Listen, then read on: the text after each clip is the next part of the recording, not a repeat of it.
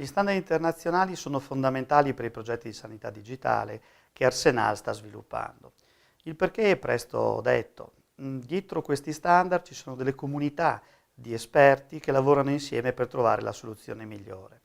Molto spesso durante progetti come il fascicolo sanitario elettronico, come Renew in Health, quindi progetti di sanità digitale, ci troviamo ad affrontare delle difficoltà all'interno dell'interoperabilità applicativa che difficilmente sapremo risolvere da soli. La possibilità di scegliere di utilizzo di questi standard ci permette invece di utilizzare uno sviluppo progettuale a moduli, come fossero tanti piccoli pezzi di Lego con cui fare la costruzione. Le costruzioni possono essere diverse, ma i pezzi sono sempre gli stessi.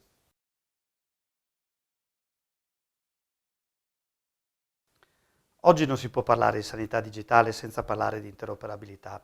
È un pochino la parola che ormai sentiamo anche in bocca ai politici quando fanno i convegni con noi.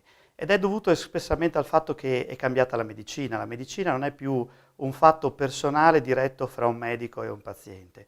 Oggi la medicina è diventata una medicina di equip, in cui c'è un percorso di continuità di cura che diventa fondamentale rispetto anche alla presenza dello stesso medico. E quindi il digitale, la possibilità di avere nuovi sistemi di collaborazione insieme non può che realizzarsi attraverso l'interoperabilità, ovvero sia ognuno ha il proprio sistema, il proprio software, il proprio applicativo con cui lavora e senza che si accorga questo applicativo parla con altri software che percorrono insieme al paziente la continuità di cura.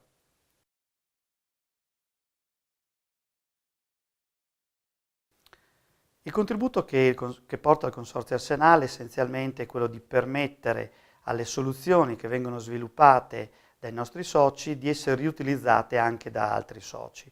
Questo perché, essendo basate su standard, possono essere facilmente riutilizzate in altri contesti. Inoltre, il contributo che dà Arsenal è proprio quello di creare una piattaforma che renda interoperabili tutti i sistemi dei nostri 23 soci in modo tale da permettere i percorsi di continuità di cura.